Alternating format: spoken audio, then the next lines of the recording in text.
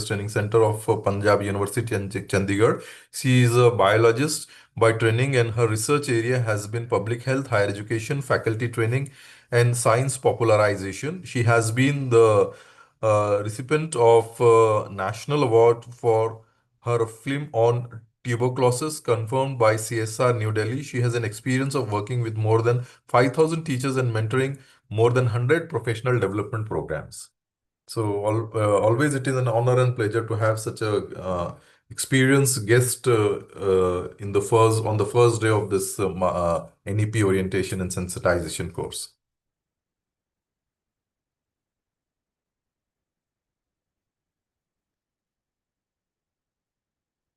So just within few minutes, we will start the banner and the university song. And after the university song is over, ma'am can start her lecture. Amol, no sound is there.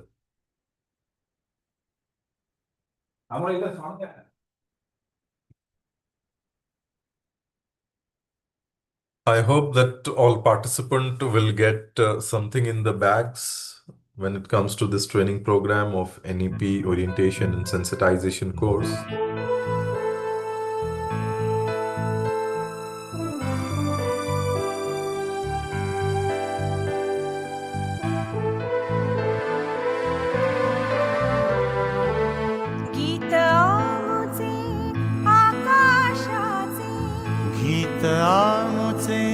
सागराचे इतिहासाचे जनमनाचे गीत आमुचे जागराचे गीत आमुचे आकाशाचे गीत आमुचे सागराचे इतिहासाचे जनमनाचे गीत आमुचे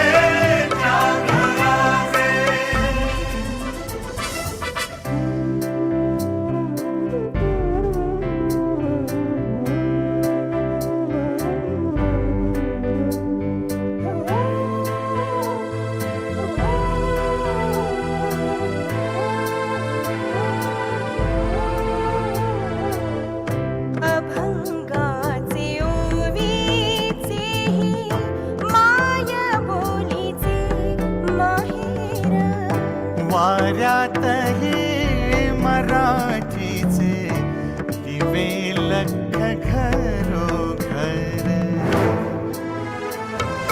संत महंतांचे विरागी गीत आमुचे वादळाचे इतिहासाचे जनमनाचे गीत आमुचे जागराचे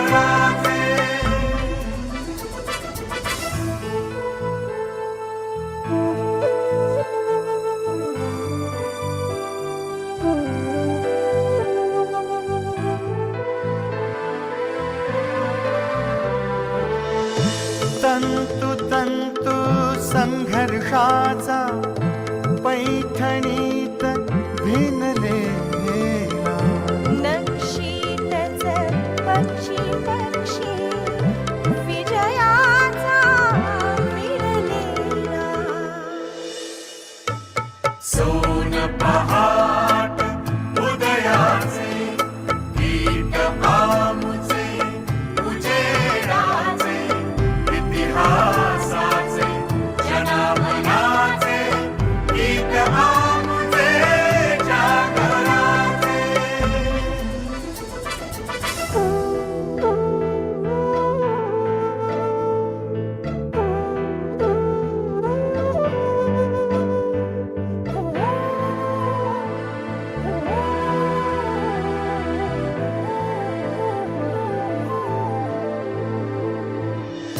प्रज्ञेचा सूर्य नवा शब्द शब्द उजळून गेला समतेचा संगराचा अर्थ ढाळून गेला विराट विशाल संस्कृतीचे गीत आमुचे जीवनाचे इतिहासाचे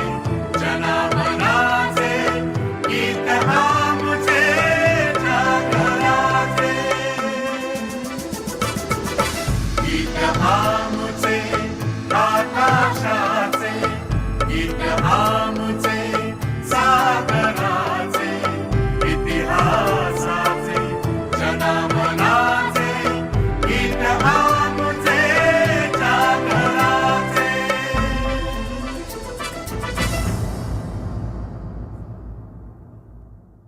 So thank you, Amol. So already the chief guest as well as the keynote speaker, resource person for this first session of this NEP orientation and sensitization course, Dr. Jayanti Roy ma'am has joined our cloud meeting. Already a brief introduction of her has been given. So again, I welcome her on behalf of Malviya Mission Teachers Training Center, Dr. Babasaheb Ambedkar, Marathwada University, Chhatrapati Sambhajinagar. And I would now hand over the session to her. Over to you, ma'am. Thank you very much, Dr. Rafe. Thank you for inviting me on the platform and giving me this opportunity to speak to so many of my colleagues remotely.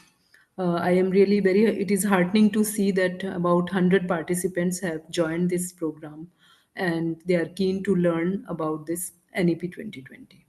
And I am also very happy that this is the first session and the first day of the program, so that I would take some time to actually set the tone of the program. And after that, we will be discussing the theme of student diversity and inclusive classrooms. Uh, Dear friends, first of all, I would begin my presentation with a disclaimer and with certain things, with certain ideas that I really want to place before you as my colleagues. First of all, are there people here who do not understand Hindi at all? जिनको हिंदी बिल्कुल नहीं समझ Ma'am, आता? instead of giving an option, no, that always become a Right. dividing thing. So you can Hmm. start, and as per your convenience, you can in Hindi and English you can Right. do. When we will Okay. give option, no, that will become a ठीक है. thing for That is debate. right. Mhm. Because no, sometimes people from No, South no, India no, I are have there. seen in several Yeah, courses when we will give option, that will become a part of debating that what to right. do. Okay, fine. So, dear friends, first of all, you must be knowing that you have joined it now, that this is a flagship program of the UGC. That means that this 8 days online program on NEP 2020 Orientation and Sensitization Program is a program which the UGC is investing in, and the aim of the UGC is to take it to the maximum number to at least 15 lakh teachers as declared by UGC. Teachers of all kinds and hues, whether they are temporary, regular, permanent, ad hoc, guest lecturer, or any kind of lecturer, whether any teacher who is in any capacity associated with higher education. So they are all eligible to do this program. Not only that, even PhD research scholars are also included in this and they can also join this program. I hope you understand that with allowing all the teachers to do this program, the basic policy or basic philosophy behind this is that everybody who is in higher education teaching should become engaged with the ideas that are given in the NEP 2020. And that is why the mode of this program has been kept as an online mode, because it was thought that to give accessibility to everybody, whether people are living at far, whether it is the geographical location or whether it is their time or availability or because of the problems in transportation, it was considered that it would be best to keep it online. So now, as teachers, I think you also understand that an online program has its own limitations, right? आप में से बहुत लोगों ने पहले भी online programme किए होंगे और आप ऑनलाइन मोड से परिचित ही होंगे. तो आप ये बहुत सारे लोग ये समझते हैं कि ऑनलाइन शायद आसान होता है क्योंकि वो बस आप अपने कमरे से या अपने घर से उसको कर सकते हैं, आपको ट्रांसपोर्ट नहीं मूव नहीं करना पड़ता. लेकिन online in fact is rather difficult. ये ऑफलाइन या physically face to face program से ज़्यादा मुश्किल होता है क्योंकि इसमें आपको कंसंट्रेट करने के लिए और इसमें से एक्चुअली टेक अवेज निकालने के लिए ज़्यादा मेहनत करनी पड़ती है. Would you agree to this? ये जो बात मैं कह रही हूँ, आप सहमत हैं इससे कि जो ऑनलाइन प्रोग्राम है वो एक्चुअली में ज़्यादा मुश्किल होता है? You can unmute and speak, please. Yeah, Dr. Goyal is saying that yes, you agree with this.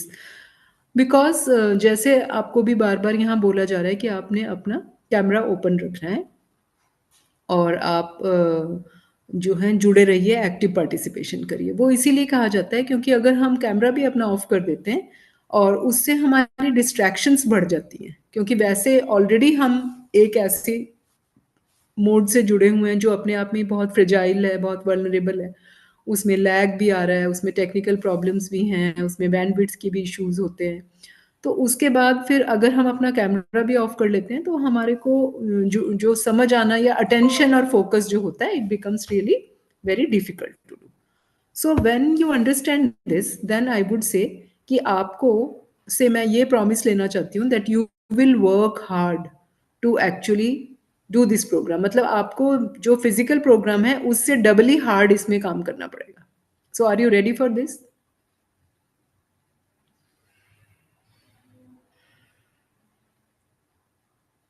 I hope you are getting my point कि मैं ये कह रही हूँ कि ऑनलाइन प्रोग्राम में ध्यान लगाने के लिए और इसमें समझने के लिए या एक कनेक्ट एस्टैब्लिश करने के लिए थोड़ी सी आपको कंसंट्रेशन, फोकस, अटेंशन देना पड़ेगा। So are you ready for that और नॉट? या some people are saying yes, fine. So remember this thing.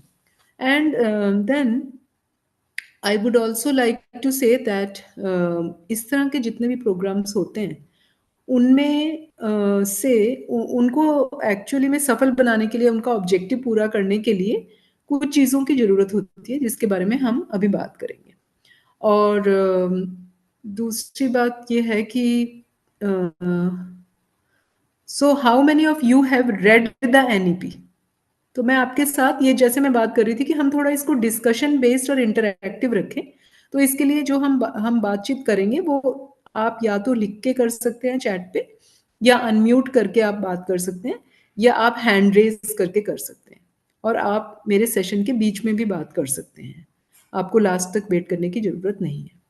सो या थोड़े थोड़े तो मैं आपसे क्वेश्चन और ऐसी बात भी करती रहूंगी, लेकिन अगर आपको बीच में कोई और बात करनी है, क्लैरिफिकेशन, कमेंट या रिकमेंडेशन, सजेशन कुछ भी करना है, तो आप अपना हैंड रेज भी कर सकते हैं, right? So you are free to actually speak or write or voice your opinion. So the first question then that I am asking to set the tone is, how many of you have read the NEP 2020 policy? आप में से कितने लोगों ने policy पढ़ी है? Just raise your digital hand.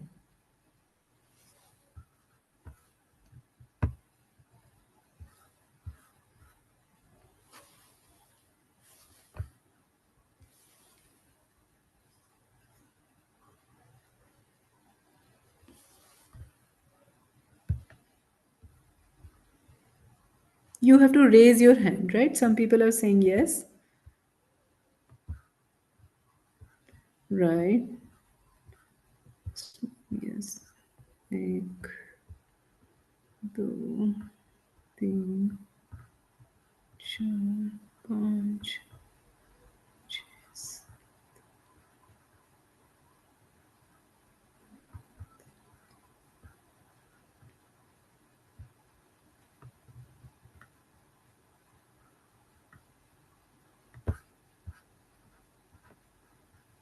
Right? So we can say that about maybe 10 people have read the policy, though because you are not raising your hand, I am asking you to raise your hand instead of writing on the chat. How many people have read the policy? Can you raise your hand, please?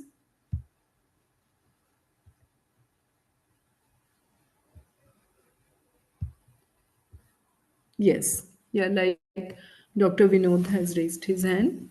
Yeah.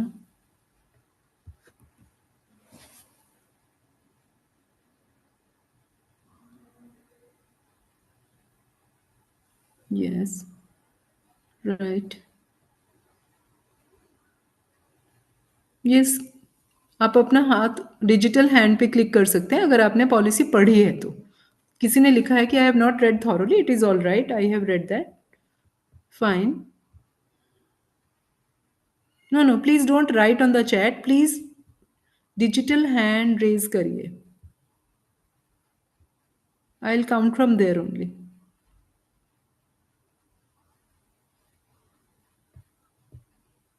Yeah, 2 people.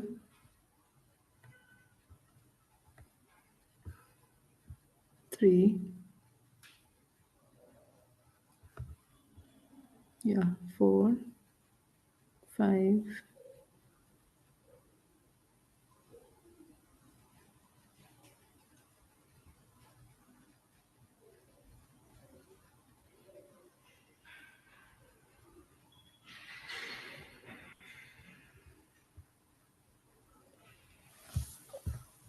Right. So thank you very much. About 5 people we see out of 100 have read the policy. और थोड़े और लोगों का भी हम लगा लेते हैं, मे बी कुछ लोगों ने सुना नहीं होगा ठीक से, may be we say that 10 people have read, somebody have not read so thoroughly, so we can say that about 10 people have read the policy. So now my question to you is, why do you think teachers have not read a policy even after 5 years of its inception? लोगों ने ये policy पढ़ी क्यों नहीं 5 साल के बाद भी?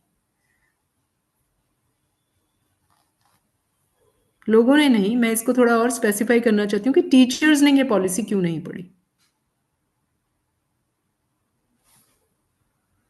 क्योंकि ये जो पॉलिसी है, ये एक ऐसी पॉलिसी है जो टीचर्स को इम्पैक्ट करने वाली है, टीचर्स को, उनके स्टूडेंट्स को, उनके बच्चों को, सारी हमारे सिटीजन्स को. So why do you think that people have not read this policy which is so close to their lives? Can you give me some idea of why do people have not read the policy? Just unmute and speak, please, anybody.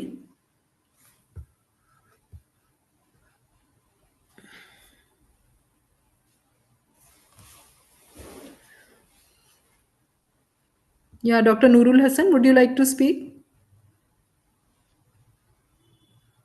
Dr. Nurul Islam?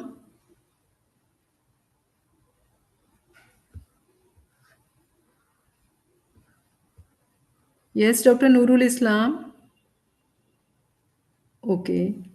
Then we have roll number 17.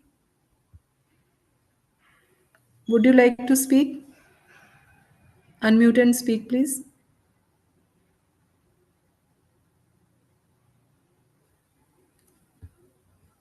Yes, roll number 17.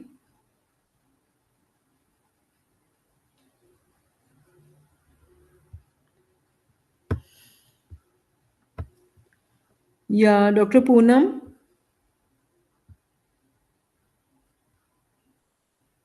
Or Dr. Yogita, would you like to speak?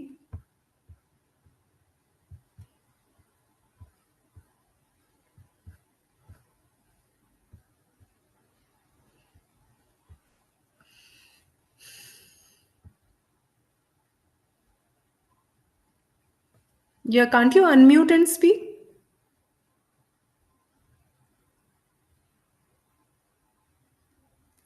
Yeah, Dr. Rupali, please.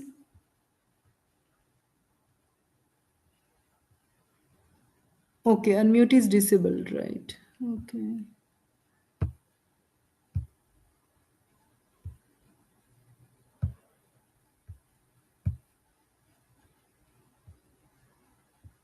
Okay. Fine. So then we have this option only that we can write here. So Dr. Rupali, I would like you to bar bar change आए हैं. Okay. Doctor Jalal is saying that पिछले 5 वर्ष में इस policy में बार बार change आए हैं. Right. Doctor Rupali, would you like to write है?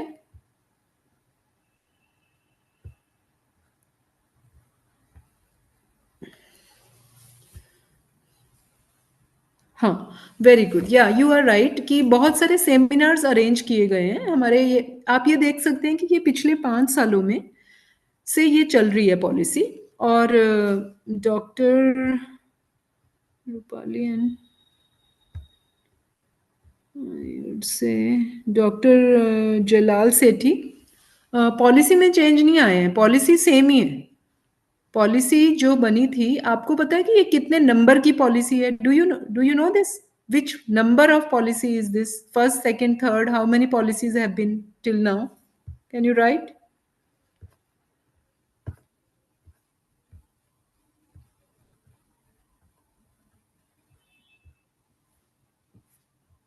Yes. Yeah, Dr. Poonam is writing. This is the third policy, right? The first policy came in 1968. The second policy was in 1986. And the third policy has now come in 2020. सो ये 34 years के बाद जो है कि तीसरी policy आई है, और policies बहुत जल्दी जल्दी आती नहीं है। तो अब इसका मतलब ये है कि जो ये पॉलिसी आई है, इसके बाद भी 20-30 सालों तक ये दूसरी पॉलिसी आएगी नहीं। कम से कम मैं तो अपनी लाइफ में एक और पॉलिसी नहीं देख पाऊंगी।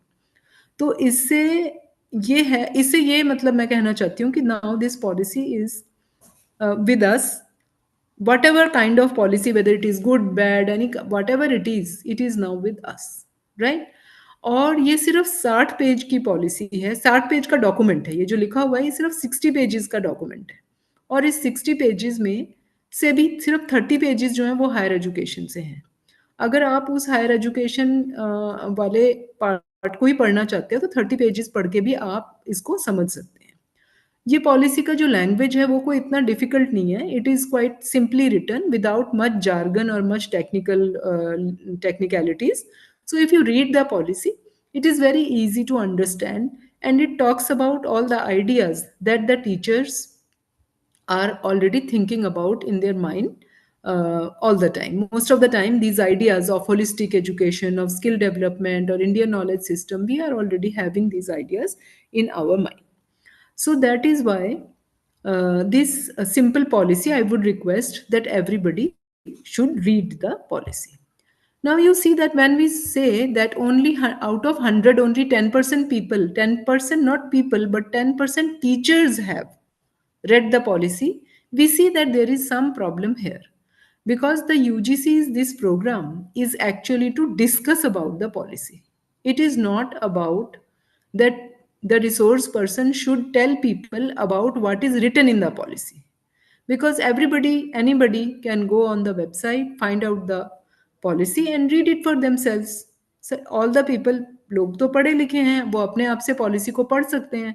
तो उसमें क्या लिखा है ये डिस्कस करने के लिए रिसोर्स पर्सन का ना, तो ये प्रोग्राम वो डिस्कस करने के लिए कि पॉलिसी में क्या लिखा है, क्योंकि पॉलिसी तो हर एक आदमी पढ़ सकता है। और आशा तो ये थी, the expectation was this, that by the end of 5 years, people have already read the policy. Teachers have already read the policies and they are already implementing it and facing challenges. So these challenges will be discussed. People will be engaged with this. But at the first place, teachers have not read the policy. Seminars होते हैं, resource person आपको बताते हैं, but that is, I would say, not the same as having read the policy yourself. Because being a teacher, being an academician, ये बड़ा जरूरी है कि आप पॉलिसी को खुद से पढ़ें, right? So I would first of all advise you to kindly have a look into what is there written in the policy, right?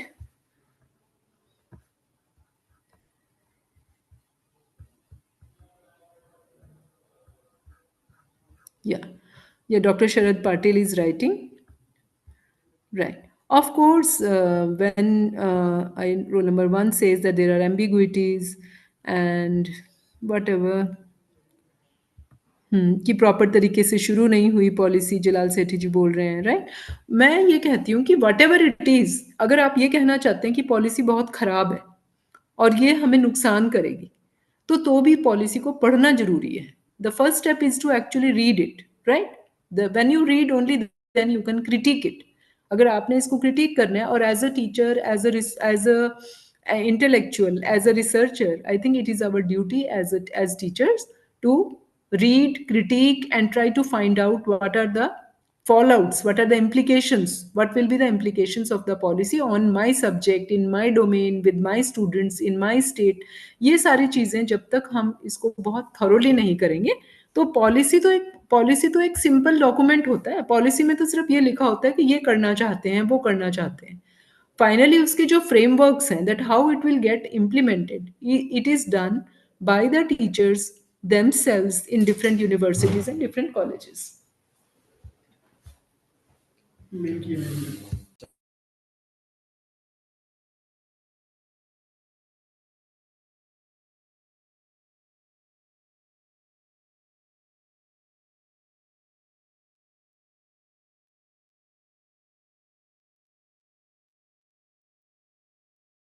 Right? So now, what do you expect to get from attending this program?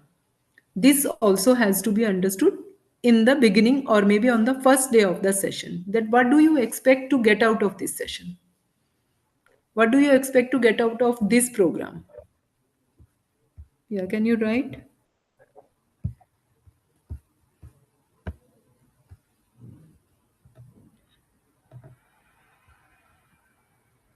What are your expectations from this program?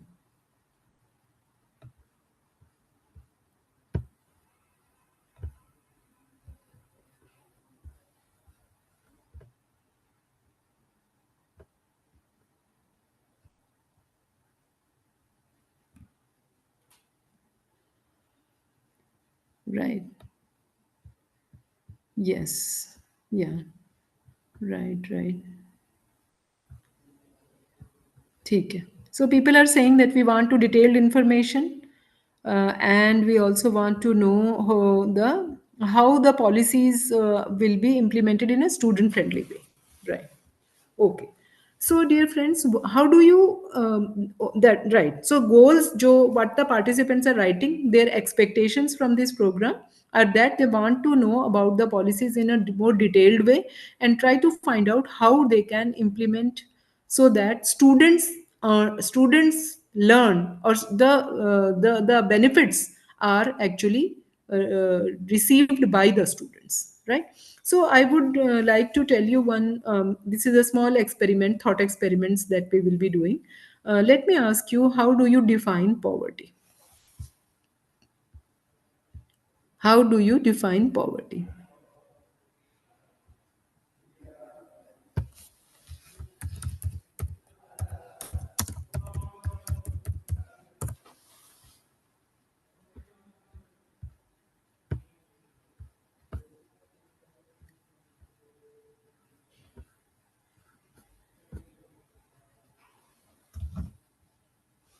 Yeah, Dr. Poonam is saying that lack of resources for survival. Very right. So actually, you are right that usually when we are talking of poverty, if you ask per people who are not from commerce or who are not from finance or economics, then we all the time tell that it is about roti, kapda, or makan. That uh, if we do not have the basics of life, of these three very essential aspects of life, then yeah, Dr. Deshmukh is saying that if any person is unable to fulfill, yeah, his or her basic need, but basic need again needs to be specified. For example, I have a friend who says that he is very poor because he is unable to buy a Mercedes, right? So I hope you get the point. The point is that we need to again uh, specify what does basic need mean. So government also keeps on, because poverty is an abstract concept. I hope you understand the word abstract. Abstract means something which is not tangible, which is not concrete. So if we have to define something which is abstract, like poverty is an abstract concept, then we need to quantify it. We need to put a number to it, right? So what do we do? That one of the definitions says that a person who eats so many calories, as many calories, right? So calorie is a number. So you give a number to the concept, and then you decide on the behalf of that whether a person is poor or not. But in 2009, there were different commissions which actually tell the government that how do you define poverty. So there was a Tendulkar commission which said that if you if you are unable to earn rupees 29 in a day in a rural area and rupees 31 in a day in an urban area, then you are poor. Right? I hope I let me repeat it again so that you are able to understand again if there is some lack, that a person who is unable to spend rupees 29 in a day in a rural area and rupees 31 in a day in an urban area is poor. So from that 29 in 2025, we have reached that this number has been changed, and we say that if a person is unable to spend rupees 33 in a rural area and rupees 47 in an urban area, right? So he is poor. Now let me ask you, dear friends, I give you a challenge. How many of you will are ready to spend one whole day by spending no more than rupees 33 in a day? So are you ready? Yeah, you can write on the chat who would like to volunteer for this. You have to spend one whole day by spending not more than rupees 33. Are you ready for this?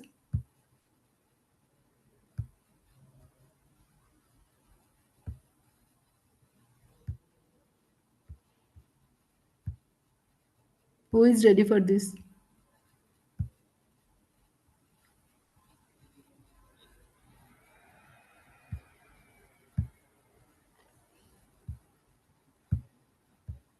Okay. Is there somebody? Nobody's answering. Yes, please write on the chat.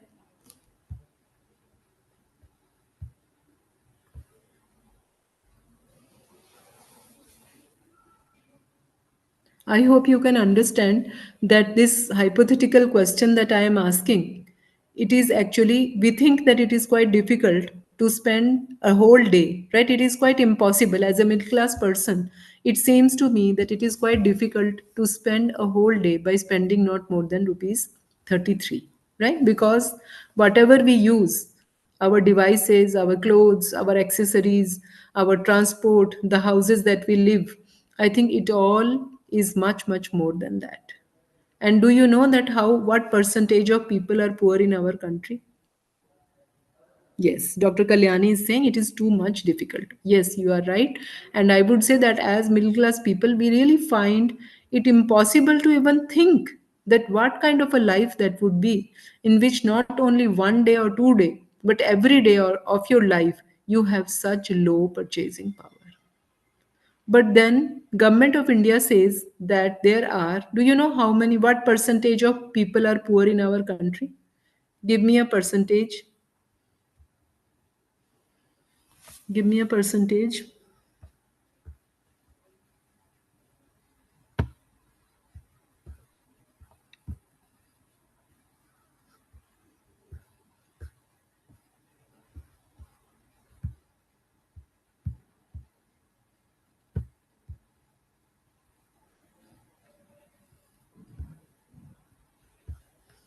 Do you know what percentage of people are poor in our country? Can you write on the chat?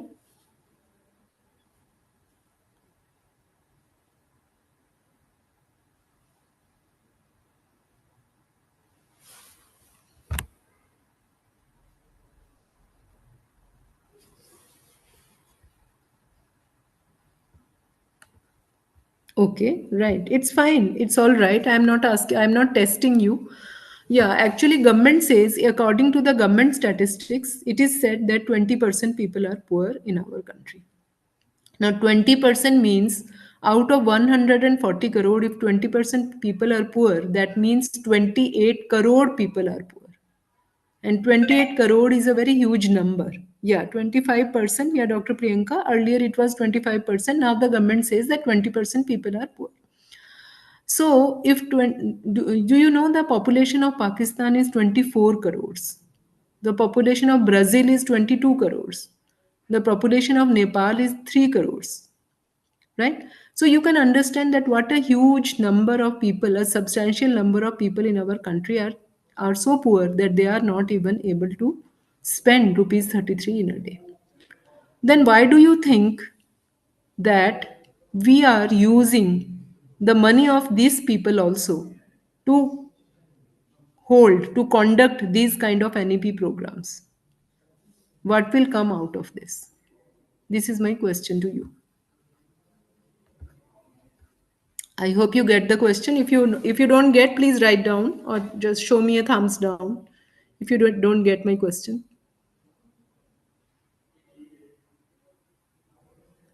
Question ये है कि ये गरीब लोगों का पैसा भी हम इन प्रोग्राम्स के ऊपर, जो ट्रेनिंग का NEP ट्रेनिंग का प्रोग्राम के तरह प्रोग्राम्स चल रहे हैं, इनके ऊपर हम क्यों लगा रहे हैं? या you get it right. Okay, 123, thanks. Yeah, getting. So then why do you think it is being done? As a society, as a government, as a community, why we are spending these poor people's money on this kind of a program? What will come out of it? क्या निकलेगा इसमें से?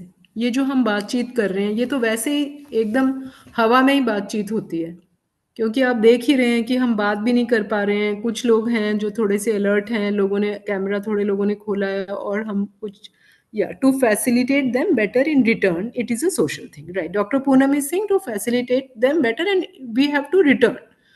सो मुझे ये जो problem लगती है, problem ये है कि ये जो कुछ भी हम यहाँ कर रहे हैं, और हमें ये मतलब हर एक आदमी ये सोच रहा है, गवर्नमेंट भी, इंस्टीट्यूशंस भी, we are also thinking that whatever we teach the teachers here, finally it will go down into the classroom. From the classroom it will go to the students, and from the students it will ultimately go to the society. The whole cycle will be completed, and then we have given back to the society. Yahi hai na? Everybody understand that this will be the cycle. Now, don't you think that it is a very long shot? Isn't it a very long shot? क्या आपको लगता है कि जो कुछ भी हम यहाँ पे बातचीत कर रहे हैं, इसमें से कोई ऐसा बेनिफिट होगा जो आप उसको, you will take it away, आप उसको लेंगे और अल्टीमेटली आपसे वो क्लास में जाएगा, क्लास से स्टूडेंट्स में और स्टूडेंट से सोसाइटी में जाएगा? Do you really think like that? Is it happening? Will it happen? Can it happen? और it is just a hypothetical thing? Can you think about it?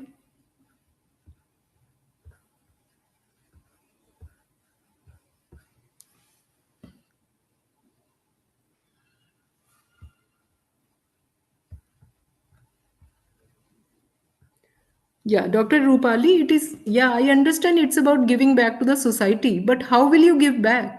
The question is that, because giving back is a very fuzzy kind of a word. It is an abstract word that we will give back to the society. हमें समाज का mission है, समाज को वापस देना है, हमें उसका उद्धार करना है. These are very fuzzy words. ये सिर्फ words ही रह जाते हैं. Ultimately, how will we do that? How will you do that? What is expected from you? ये जो प्रोग्राम हम कर रहे हैं, इसके दौरान फिर आपका क्या दायित्व बनता है, और इसके बाद आपका क्या दायित्व बनता है? जो हमने इतनी बैकग्राउंड इसकी सेट करी, इस सारी डिस्कशन के बीच में इसका क्या बनता है, बताइए.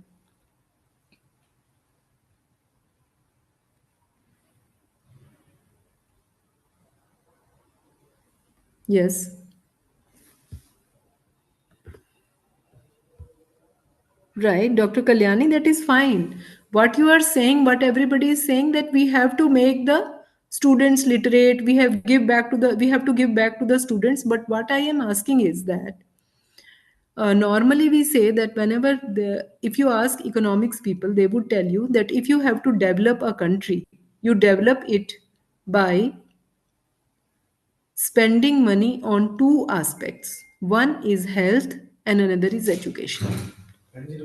Just give me a moment, please. Moment.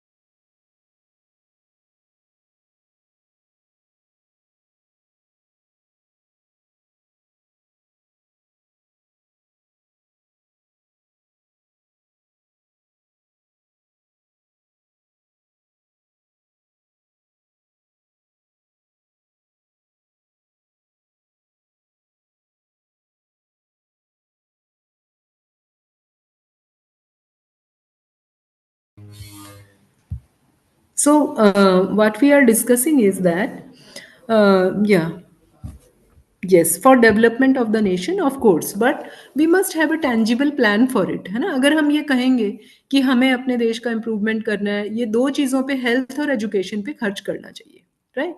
लेकिन जब हम इस तरह के प्रोग्राम्स करते हैं, तो मेरा कहने का मतलब ये है कि इन प्रोग्राम्स का फ़ायदा तभी होगा, जो हम इस पे पैसा लगा रहे हैं, जो आप समय लगा रहे हैं, जो भी एफर्ट इसके ऊपर लग रहा है, इसका फ़ायदा तभी होता है जब हम अल्टीमेटली इसको स्टूडेंट्स को दें। इसमें से जो टेक अवेज़ हैं, इसके जो लेसन्स हैं, इसमें से जो कुछ भी हम सीख रहे हैं, ultimately if it goes to the student.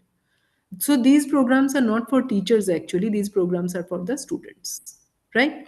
So I would just suggest that जब आप ये प्रोग्राम कर रहे हैं तो थोड़ा सा ध्यान से ही करिए, मतलब इसके साथ कोई और काम मत करिए, और अपनी नोटबुक में आप लिखिए, वो नहीं लिखना है जो रिसोर्स पर्सन कह रहा है, क्योंकि वो सारी चीज़ें आपको दूसरी जगह पे भी मिल जाएंगी।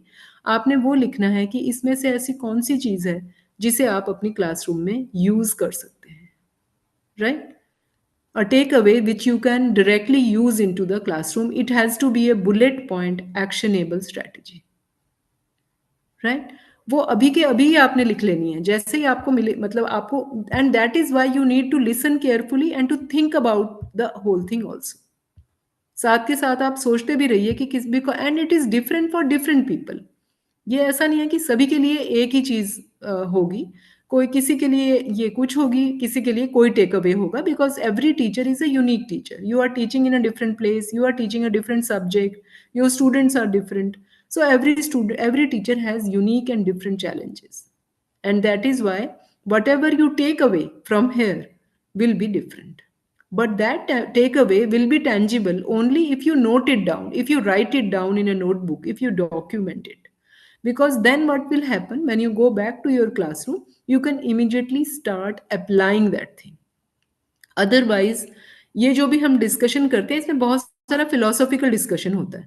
अगर आप इसकी रिकॉर्डिंग सुने तो बहुत सारी चीज़ों पे ऐसा एकदम से ऐसा नहीं है कि हर एक सेंटेंस में ही आपको कोई टिप मिल रही है या स्ट्रैटेजी मिल रही है या you are finding some good takeaways, but after a lot of buildup then you will get one strategy. So that is why you need to sort it out, filter out, and then write down in bullet points and in actionable points what do you really want to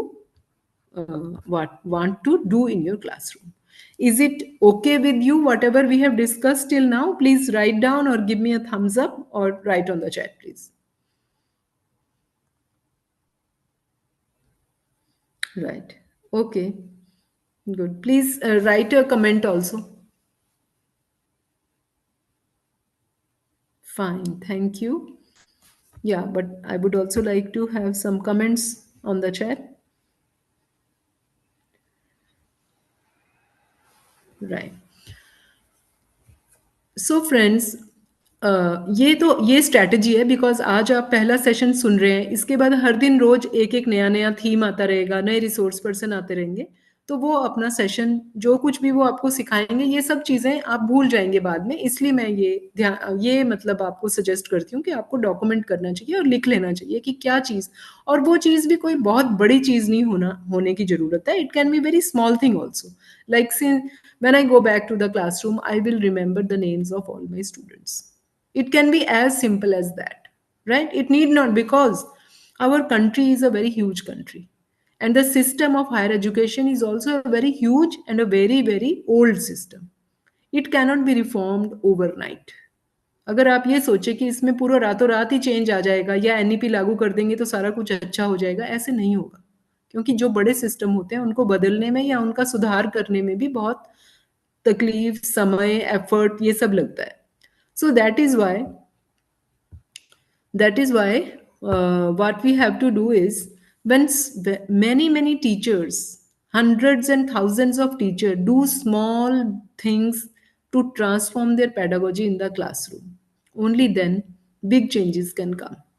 And that is what we should strive for, that when we go back to our classrooms, we bring small incremental changes, improvements into our pedagogy. Pedagogy means into our teaching practices. How do you teach? If you change that, तो इसी के साथ अगर हम जो कहते हैं कि समाज का भला करना है या वापस से हमें कम्युनिटी को कंट्रीब्यूट करना है, so these are the ways in through our actions only, it is through our actions that we can bring changes into the whole big system of higher education, right?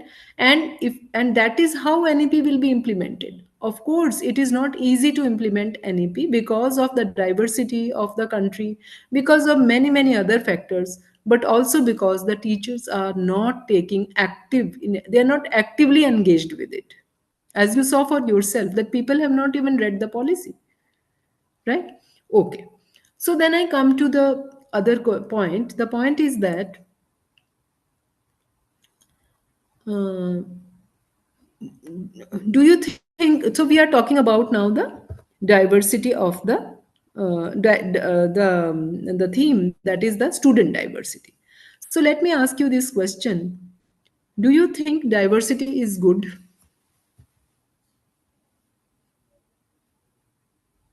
Is diversity good?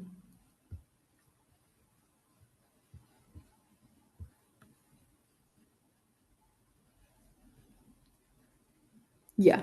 So Dr. Poonam is saying yes, it is good and it is needed. Dr. Rupali is also saying right. Very good. Okay. ठीक है. So everybody is saying yes. Of course, you will say yes only. But my next question to you is diversity easy to handle or to deal with? Yes, very good. I think Dr. Rupali is also saying that it is not easy to handle, right? So in our this small time, that short time that we have, we will try to see that how what is the teacher's duty for diversity and what they can do. Yeah. So everybody is saying that it is not easy, but it is good. So what we do, what we can do, how do we overcome the difficulty of dealing with diversity? Let me ask you or give you a task, and I will keep quiet for about 5 minutes, and I'll give you this task. You have to write on the chat the profile of your students. I hope you understand what I am asking you to do. आपने अपने class में student का profile लिखना है. Profile का मतलब है कितनी कैटेगरीज, कितनी टाइप के स्टूडेंट्स आपकी क्लास में हैं, वो लिखना है. Everybody has to write this. I'll give you 3 minutes to write down. I hope you get the point. If somebody has not got, please raise your hand. I'll again tell you or ask me to repeat.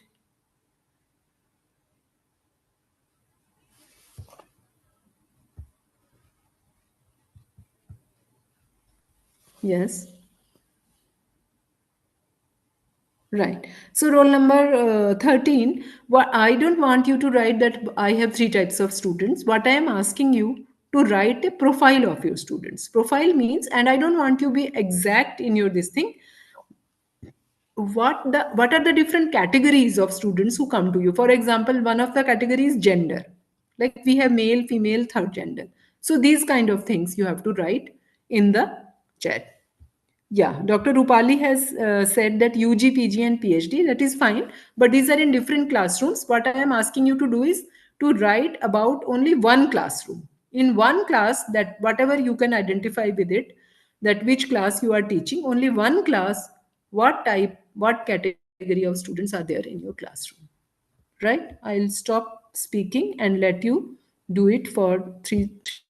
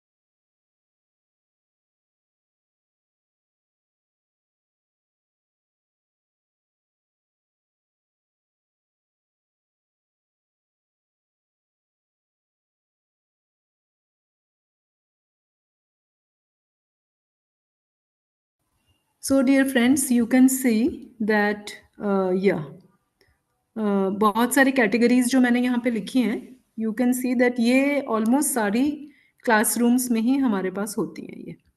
ये जो मैंने यहाँ पे 9 categories आपकी लिखी हैं, जैसे gender, socio economic status, urban rural, learning styles, region, religion, language, migrant, local, disability and social category, right? These kind of categories, yeah, religion, somebody has written, yeah, urban, tribal, very good. Okay, right, fine. So can you now,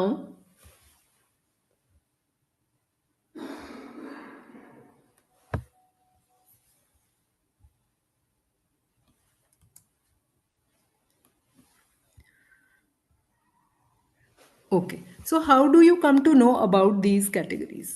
आपको ये जो diversity है हमारी classrooms में, पहले तो ये बात है कि आपको, जैसे आप लोगों ने थोड़ा थोड़ा आइडेंटिफाई किया है, सभी लोगों ने, किसी ने कहा है कि मेरी क्लास में ट्राइबल एरिया के स्टूडेंट है, किसी ने कहा है कि गर्ल स्टूडेंट्स हैं, right?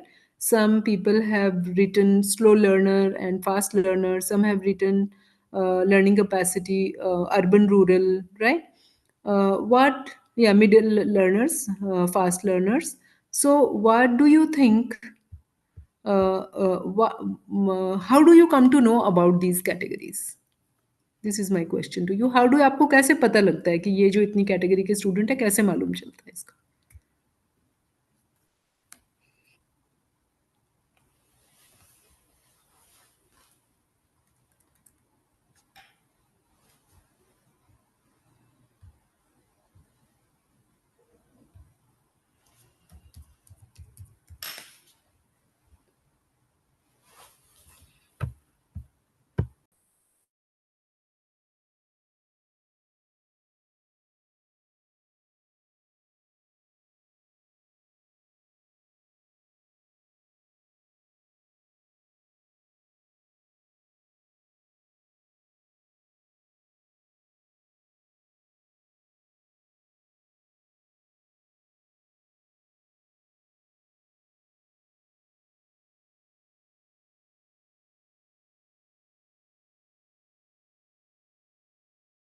Yeah, thank you very much. Roll number 108 is writing through admission, counseling, mentoring, assessment, group discussion, answer and put answer. Yeah, admission result. Very good.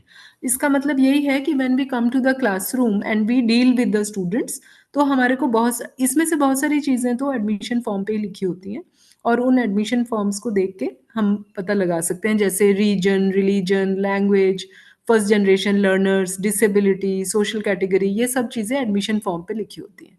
लेकिन एक चीज़ होती है जैसे लर्निंग स्टाइल, या फिर what is the students personality, these are the things that we do not know at the beginning of the session. So what we want is that the diversity of the students we should be able to know on the first day of the program only. जब भी आप अपनी classes शुरू करते हैं तो पहले दिन पे ही आपको इन सारी चीज़ों का पता होना चाहिए। जैसे लेक्स कह रहे हैं कि रिजल्ट एंड एक्टिविटीज़, राइट? या कभी कई लोग ये कह रहे हैं कि एग्ज़ाम होने के बाद जब रिजल्ट आता है तब, या जब हम क्लासरूम्स में उनसे डील करते हैं उसके बाद हमें ये पता लगता है कि कौन सा स्टूडेंट कैसा है।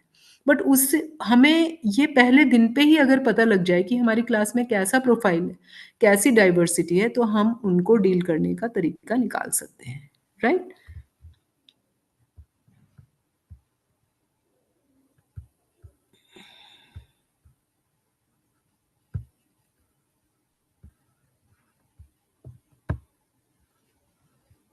Yeah, yes, ये somebody is writing, for example, that sometimes we come to know that the students, yeah, ये भी एक कैटेगरी है कि कुछ students they are already working, right? वो साथ में पढ़ाई के साथ साथ कोई जॉब भी कर रहे हैं। तो ये यस, ये चीज़ें हमें कैसे मालूम चलेंगी?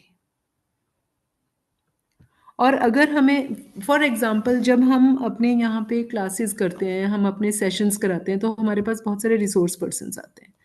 2 तरह के रिसोर्स पर्सन मेनली होते हैं। एक जो रिसोर्स पर्सन है वो, जब हम उनको बुलाते हैं वो कहते हैं ठीक है, I will come and take the class.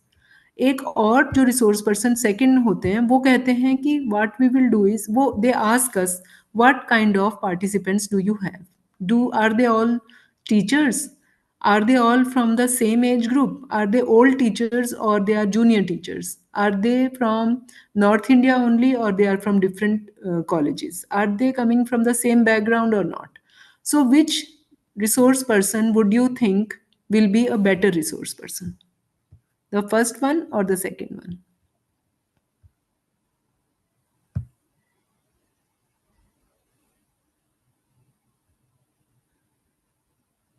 Yeah, of course it would be the second one, because he is getting the he is getting the most information about his audience, and he is able to tune himself with the audience in a more proper way, right? So this is one of the things that I wanted to present before you, that you must be able to know and write about the profile of your students on the first day of the program only.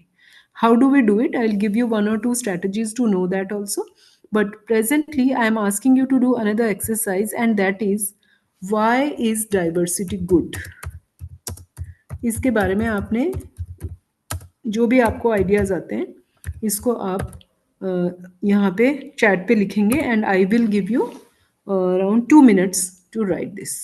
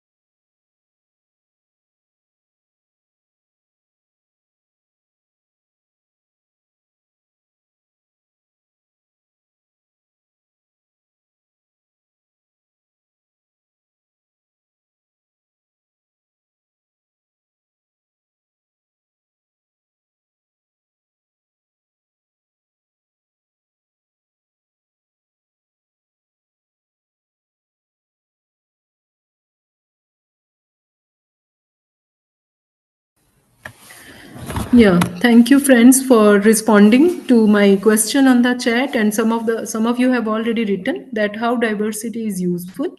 One of the ways in which it helps us is by giving us an experience and exposure of the vast diversity of our country. As you know that our country is a very huge one, and in which we have people and cultures of many different myriad cultures, and these cultures, traditions, and lifestyles, many of them too, which are very rich otherwise, but we don't have any exposure to this due to different reasons. And it is quite natural that we cannot know about all the different cultural differences or all the diversities that are there. So, one of the best ways to do it is in the classroom. That when we have people, when we have children or students from different cultural identities or from different diversities, we get an opportunity to know about them, and we know how to know about them in a more intimate way, to know about what is their world philosophy, worldview is there, what is their philosophy, what is their lifestyle, and other aspects, the cultural aspects of lifestyle.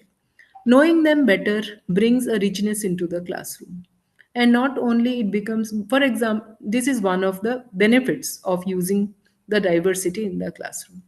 The second benefit is to have different perspectives. So whenever we are having one idea,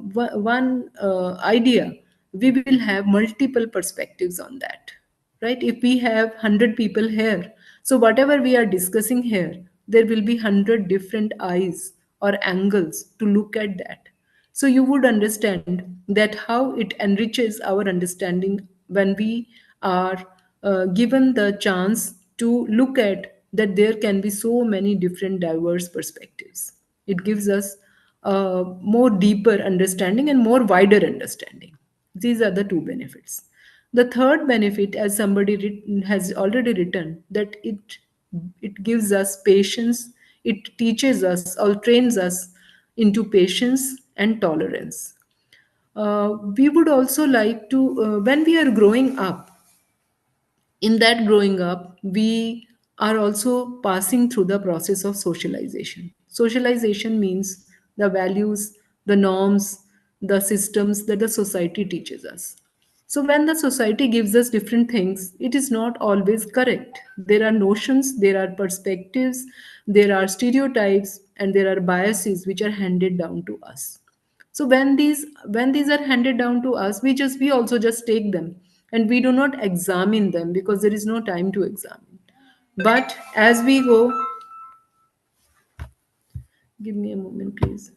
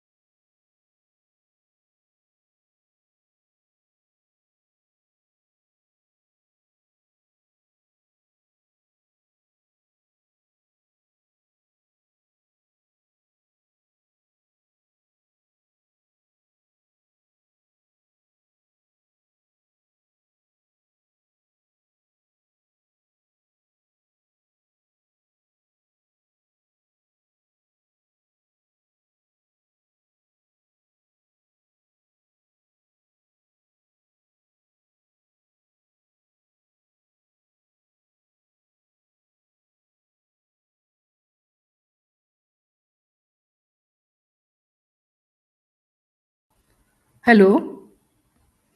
So are you able to hear me?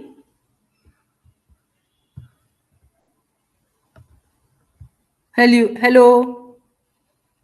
Yes. Right. So, dear friends, what we were discussing is, I'm sorry, I think we missed something. So, what we were discussing is that what are the benefits of diversity in the classroom. So, the diversity brings better understanding, it brings more enrichment, and it prepares student, yeah, as roll number one said, that it prepares student to face the world. Because when we are going out in the world, when our students will go out in the world, they will have to work with such kind of people who are not like them, who are different from them, who have different cultures, different languages, and different ways of thinking. But ultimately, they will have to work with those people internationally, nationally. So, how to work with people who are different from us, who are diverse? So, that training also happens in the classroom for more tolerance, for understanding other people, for becoming less fanatic, less rigid, and more, I would say, having a wider worldview. It is very important that we train our students into how to celebrate diversity, how to use diversity as a tool which brings more learning in the classroom. And for that, the teacher's role is very important. That, as I said, how to deal with diversity, because dealing with diversity is difficult. So teacher can have three ways in which they can deal. Either you can make the class a very polarized one, in which everyone is fighting with another one. The classroom is totally polarized. There is a lot of bullying, trolling, ragging, and harassment happening in the classroom. Or you can just leave it like that and have an apathy. You are not interested in what is happening in the classroom. Or you can have the third way, in which the teacher is actively using the idea of diversity into as a tool to enhance learning, and to make the student train and to train the students into becoming more proficient in working when they are out in the world, which has a lot of diversity. So which path you have to take, which kind of teacher you have to become, it depends on your choice. What would you like to do, right? Do we have a break here?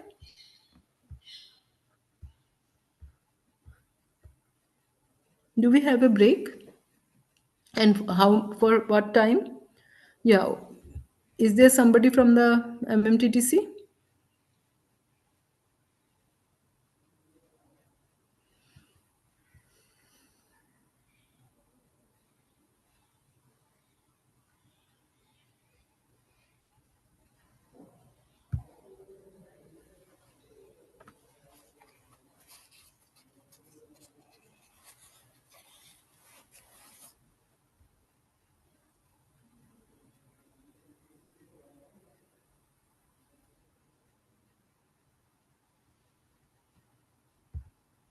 Can we take a break here now?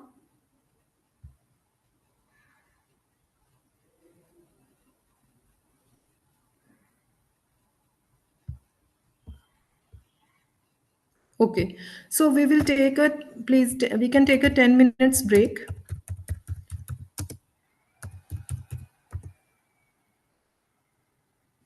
Okay. No, it is 4 o'clock. I know. Yeah. You don't leave the meeting. Yeah. But we will just take a 5 minutes break so that I can just have a drink of water. 5 minutes break. So we will resume the class again at 4:05 p.m.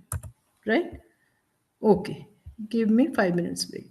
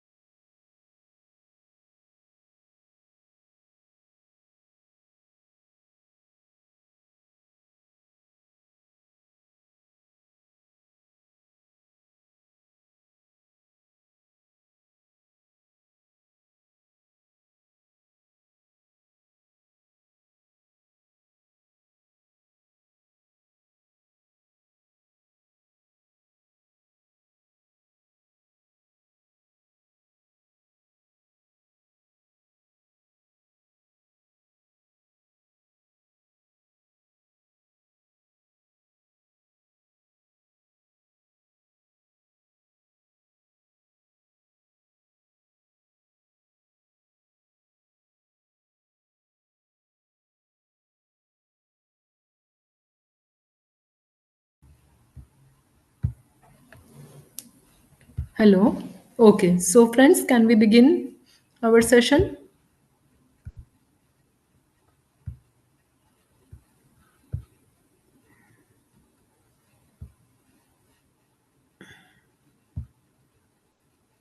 Yes, right.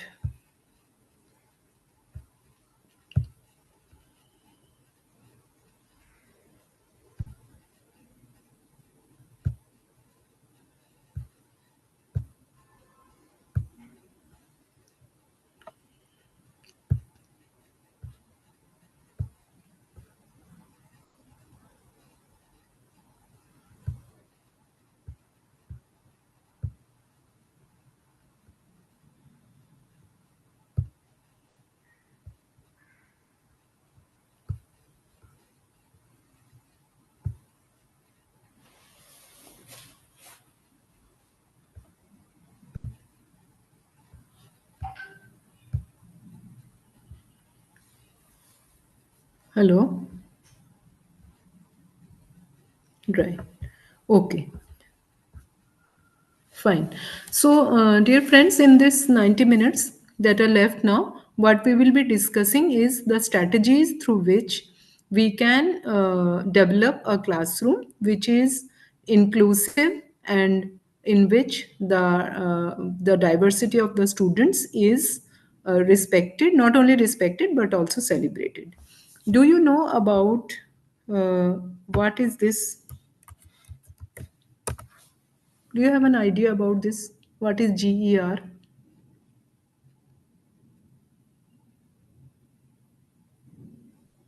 What is the full form of GER? Do you have an idea?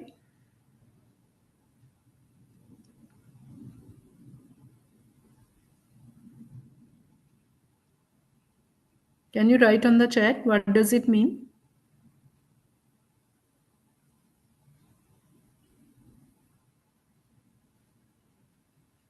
Yes. Yeah, Dr. Gomathi is writing. Yeah, gross enrollment ratio. So, what is the gross enrollment ratio in what is it actually? What do you know what it is? Gross enrollment ratio. Let me define it for you. That yeah. Thank you. Um, in the 18 to 23 years of age, that out of the whole Indian population, we take the age cohort of 18 to 23 years.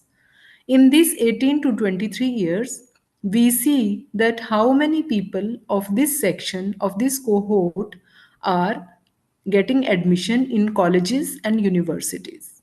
And we get the percentage of this out of the total population. Right? This is how we find out the gross enrollment ratio, right? We take 18 because the students who come to our colleges are after 12, they are 18 plus years of age. And when after 23 they go to the either for doing higher studies, for doing a research, or they go to the workplace. So we don't take any people who are more than 23. So this cohort, this 18 to 23 years of age, and then we take the percentage of the population. Now tell me, what is the GER of higher education in India today?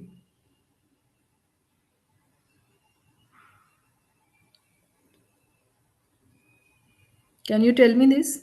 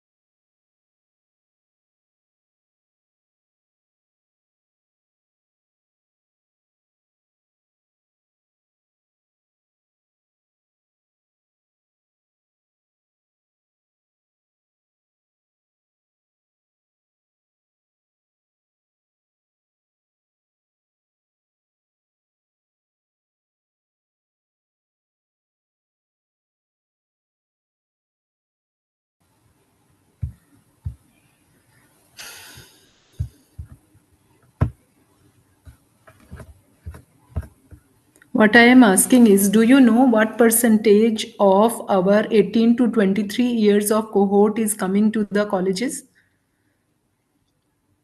Do you have any idea? Please, can you write the percentage?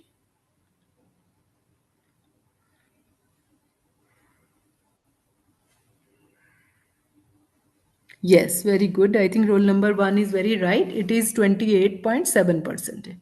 That means, yeah, it is 28%, 28.7%, and it is a dynamic number because it keeps on changing also.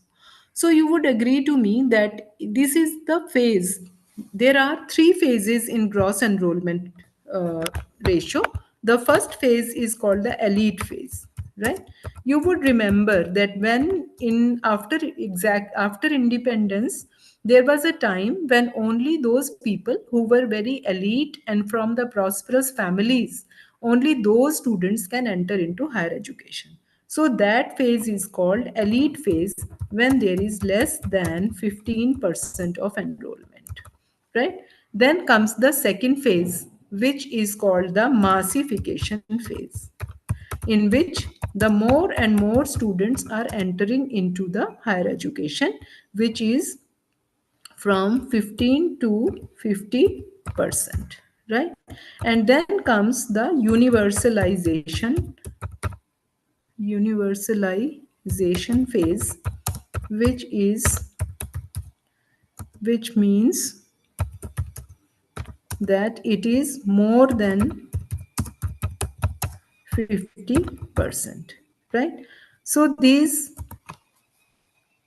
are the different phases of GER, the gross enrollment ratio, that today India is passing through which phase?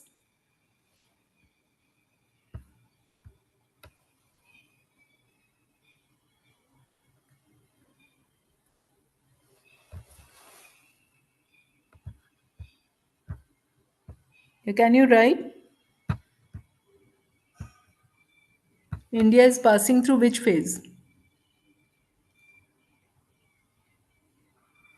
Okay, I give you another question.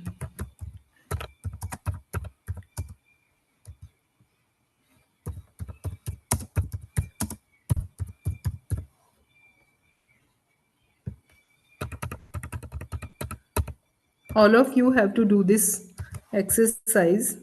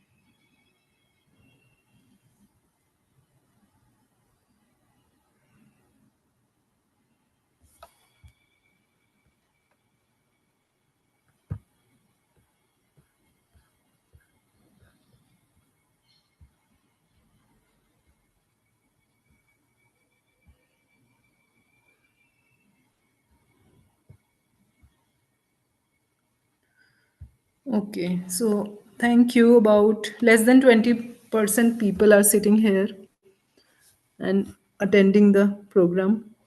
Rest of them have just joined and left, right? Okay. So, friends, what I was trying to tell you is that presently India is passing through the massification phase, and under the NEP, the government wants that we will have 50% by 2035, right? 50% by 2035. So this is the because even 50% is not there. 50% GER, that is gross enrollment ratio, is not there even at in America and China. They also have about 40 to 45%, not more than that. So we have this target is written by the government that by 2035 in by NEP, in the NEP policy, we are targeting that 50% of these population of 18 to 23 will be in the colleges and universities. So you can understand that. Do you tell me one thing then, that which class would have more diversity, the class in which you were studying, or the class in which now you are a teacher? Which class would have more diversity?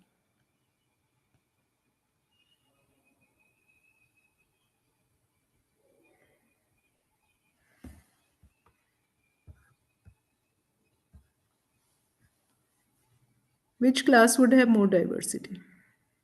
No, no, that is right, both in different ways, but that is fine. I understand that, of course. But what I am saying is that, yes, what I am trying to make you understand is that when only 15% students are coming, a population is coming, of course, there will be less diversity than when 50% students are coming, right? This is my idea. For example, do you see in that elite phase people who are poor coming into the classrooms, right?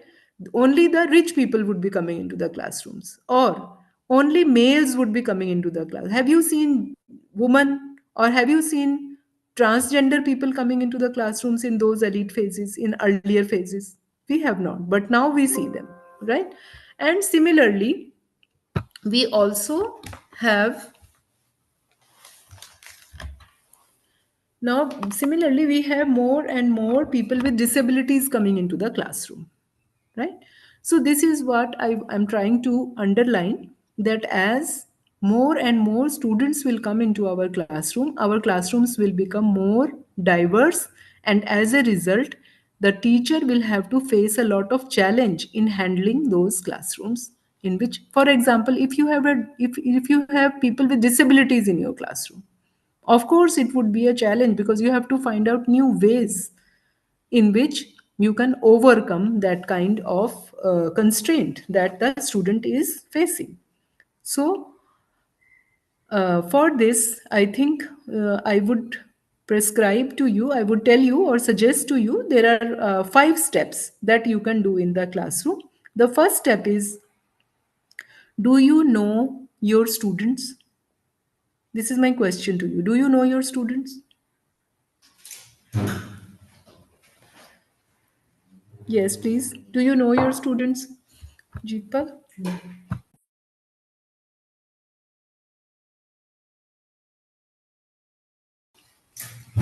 Yes.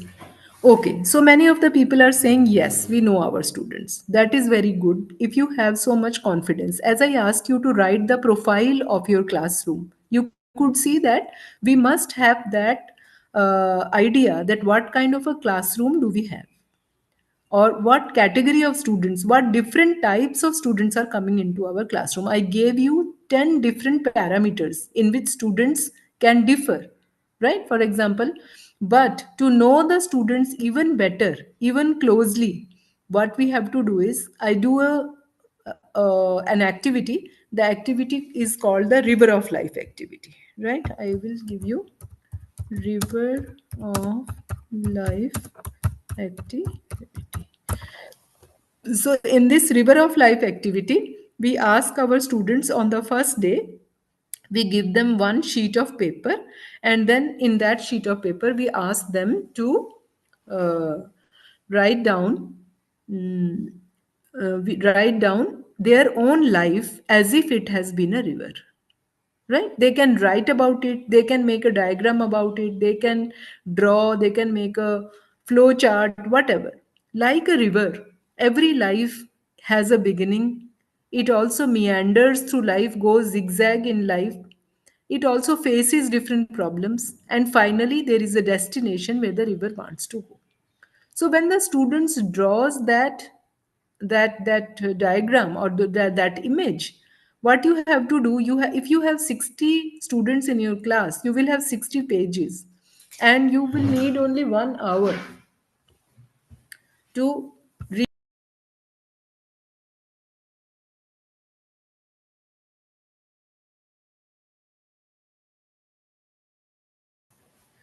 So uh, you have to read only 60 pages, which will take only 1 hour, but you will know your students more intimately, right? And you don't have to remember which student has written what, but you will know the level of differences, the type of hindrances, the barriers that they are facing, and what motivates them, what gives them a kick, what inspires them, and where do they want to go. Only this understanding of the layeredness of the classroom will make you a better teacher and make you use of the diversity that is in the class. It will make you more, I would say, aware and sensitive of that. Do you think that this is a doable activity? Is it easy to do? And will you do it in the classroom? Will it be easy for you to do it in the classroom?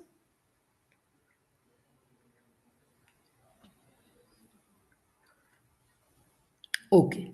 So thank you. I just wanted to bring before you that there are certain strategies. We don't want the teachers to actually spend a lot of time, because then when then the teachers start complaining that they do not have enough time to do. So therefore we have to do smart strategies. So once you have done this, yeah, it will be very easy for you to find out and have a sense. All the teachers who we have been doing this activity with many teachers, and many teachers have reported that this activity has helped them understand the kind of classroom they have and go into the intimate things of it, because otherwise we know who is a good student, who is a normal student, who is an average student, but not we can't go beyond that. But this activity allows you to peep into the heart and minds of the student. You can go inside the student and find out what will help them, and how can you facilitate their learning and their development. This is one thing, that the first thing that is required to make an inclusive classroom is that the teacher should know the students, right? Okay. So let me come to the second step, and the second step is the student should know the teacher. Now, do your students know you?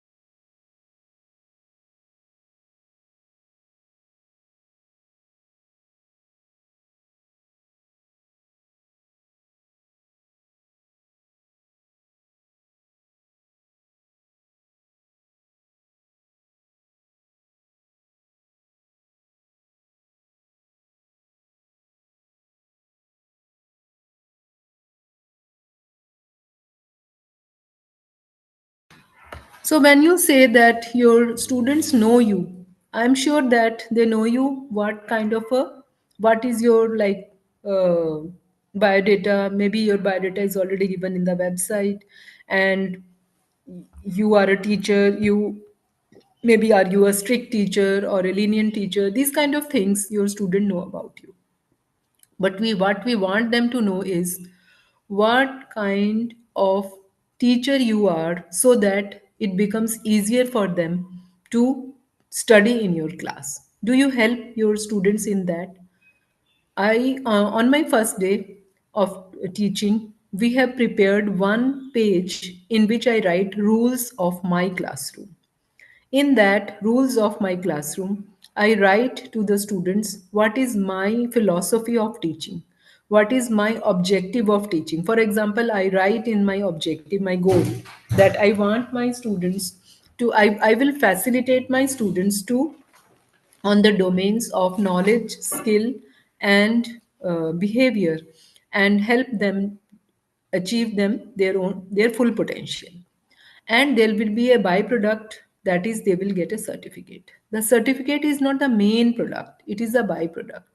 And I also tell them that whatever we do here, that assessment, assignment, these are very easy to do, and I will help them in enhancing their skills of how to take examination, how to write assignments and assessments, so that they will be able to do these things without much difficulty. So this helps the student to focus their ideas directly on what is being taught, not on how many marks I can get from the examination.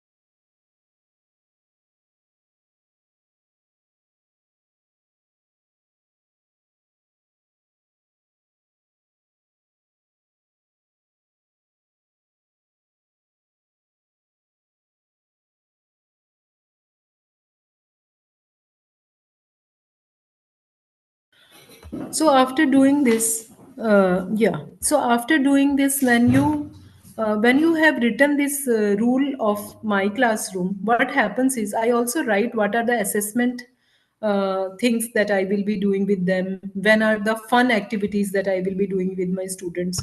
So when I do it like this, then the students become very interested, and they also get some kind of an autonomy, they get some kind of an agency. And then with that, it becomes easier for them to know me as a teacher, right? So I think it is, do you think it is a doable activity? Do you think it is a useful activity that you can do without spending a lot of time? It sets the tone of the classroom, and the students also understand that the teacher is serious and they also become serious. So when I bring that page, they can either click a picture of the page or they can get a photocopy of it, right? So it becomes like a contract. So many of the discipline related things go away. So two steps I have told to you. Now comes the third step. The third step is, do the students know each other? This is my question to you. Do the students know each other?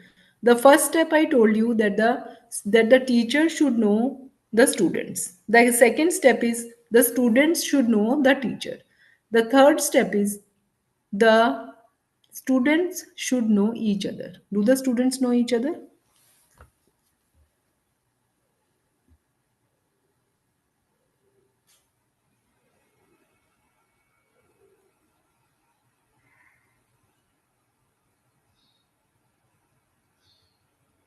No, I don't think. No, no, no. What you are saying that they know that they know is only an your assumption.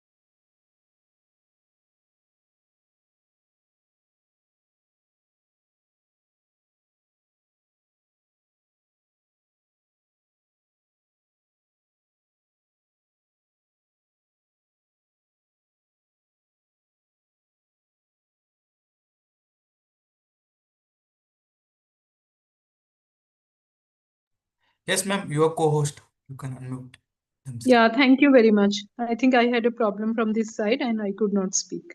Okay. Right. So thank you. So we will very quickly now wind up the session. So friends, I was just discussing, we have discussed 2 points, and the third point we were discussing that whether the students know each other or not. In my experience, what I have watched is students do not know each other because after a few days, very quickly, there are smaller groups or lobbies or silos of students who are then, for example, rich students will go with rich students, English speaking students will go with English speaking students, rural students will go with rural students. So these kind of small silos, depending upon the identity or other factors, are created, and students hardly make cross friends, cross group friends are not made. So have you also noticed this thing? Yeah, Dr. Machandra is saying that only some of the students know each other as they make friends, right? So very, very rightly. So then, if this is the case, then all of our theory or all of our effort that we have been discussing, that how diversity is so important and how we can make it a learning tool in the classroom, it is all wasted, because now if the students are not, if the rich students are not going with the poor, are associated with the poor ones, the girls are not associated with the boys, then what will happen, that the cross learning, that the learning from other people who are not like us, they, that does not happen. So it then it is all wasted, and the diversity is not of any use. There may be a classroom where students are coming from different walks of life, but they are not learning from each other because they don't have any opportunity to mingle with or get associated with or learn with each other. What is your comment on this? Please, can you tell me? Or have you noticed this?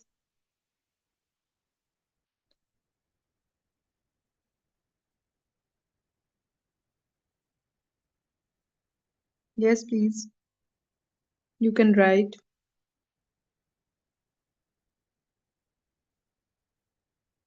Yes, participant, you can write. Otherwise, you can unmute themselves. Yeah, please tell me, or you can unmute and speak, or you can just write down that have you noticed this thing, that students are also remain, they are not integrated with each other, they remain very segregated. They have their own groups and they don't learn from each other. So this whole discussion on diversity becomes a wastage, because ultimately the last mile, that the students should know each other, the students should learn from each other, it does not happen in the classroom. So what is your idea? Please comment or write so that I understand that my point has reached, my message has reached you. Yes. Okay. So Dr. Vidya is saying that yes, yeah, right. So now what do we do then? That the students should know each other. There are certain steps, and I'm sure that you already are doing some things. For example, when you give them group assignments, you can make the groups yourself by making sure that there are people from students from different categories are clubbed together. Sometimes students come to us and they say that no, I want to make groups with my friends only, but I make it sure that this is also this is also a kind of built in the skill that you have to learn to work with people, to collaborate and to make teams with people who are not like.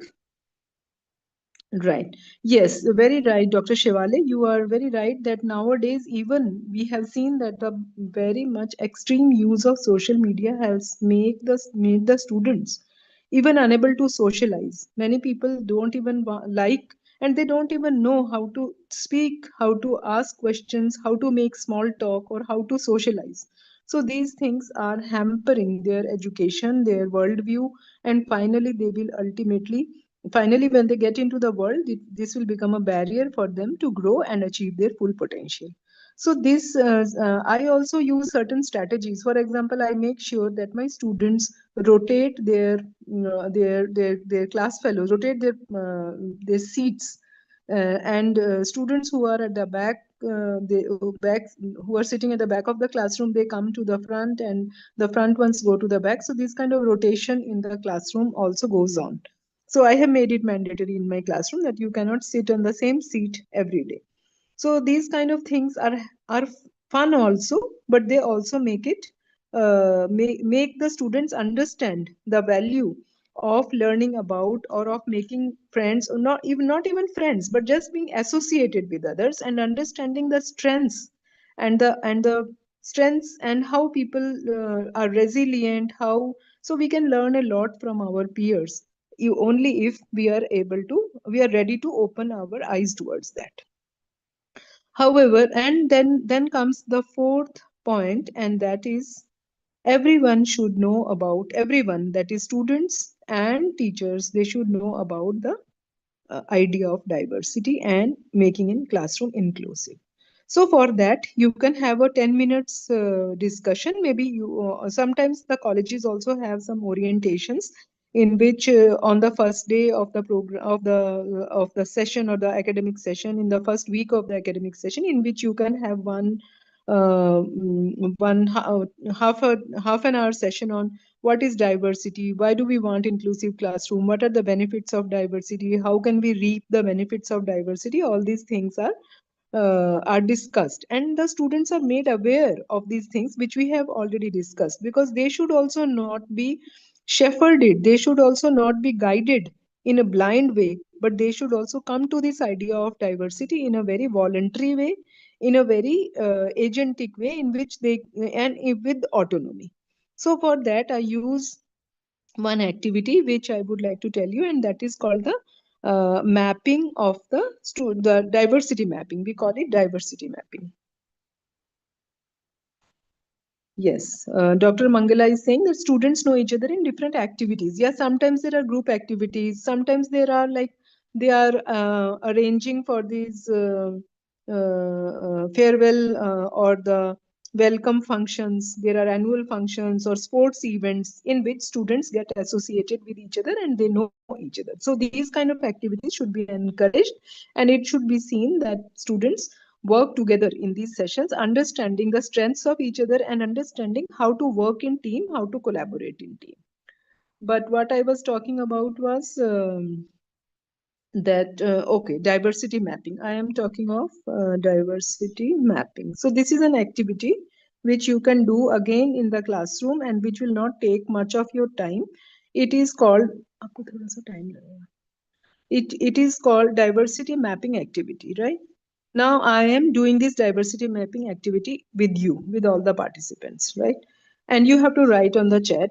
Let me ask you the first question. How many of you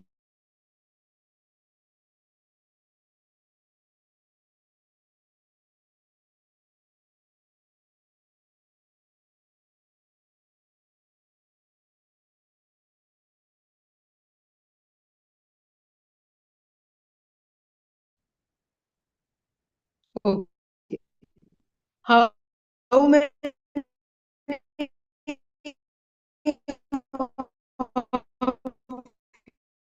you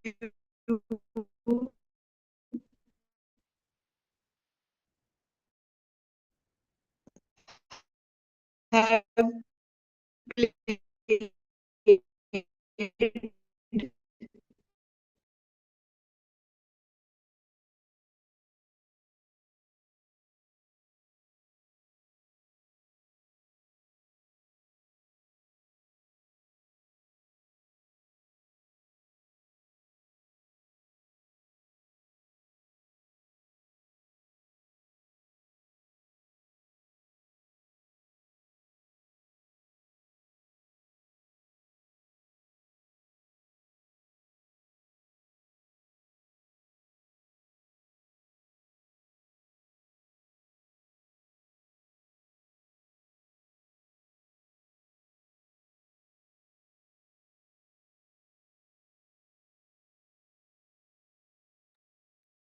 I think, ma'am, network issue. Just participate with some time.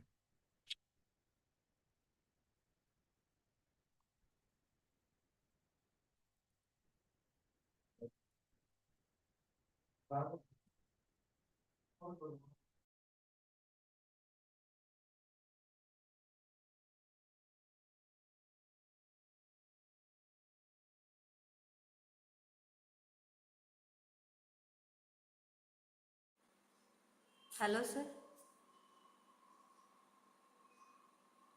Hello.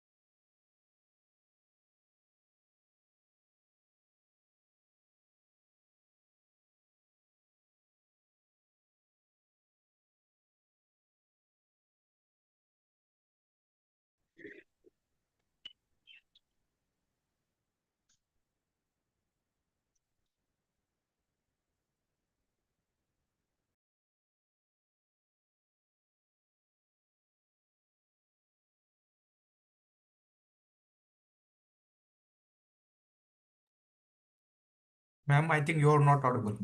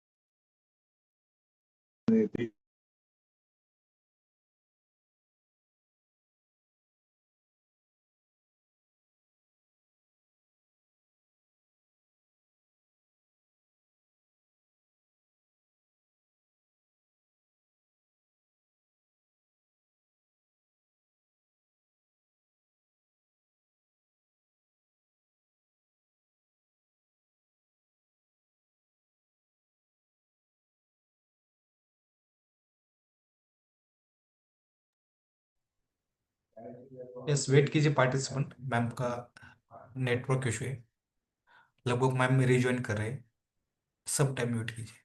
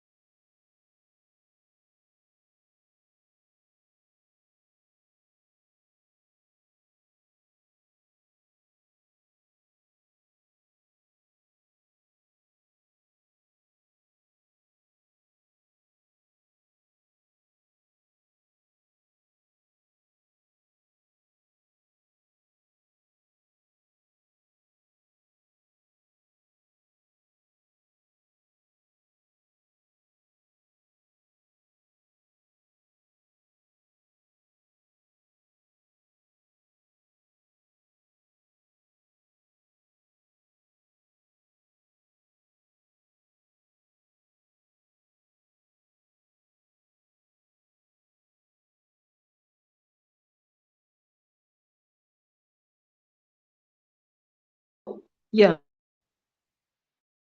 Yes, very sorry for the disruption.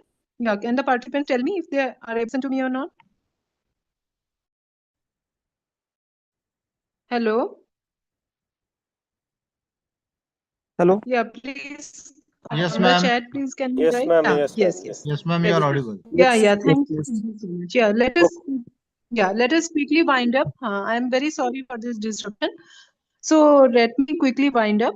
We were discussing there are 5 steps through which you can make a uh, inclusive classroom and have a celebration of the diversity and use diversity as a teaching tool in your classroom. So 5 steps are that the teacher should know the student should know the teacher, the student should know each other. And finally, step is the students should be students, the every students and teacher, everybody should talk about the diversity. So for that, I was telling you a diversity mapping activity, which is about you can ask students different questions through which their units comes out. I was asking you different questions for who is sports, who is good in who is good in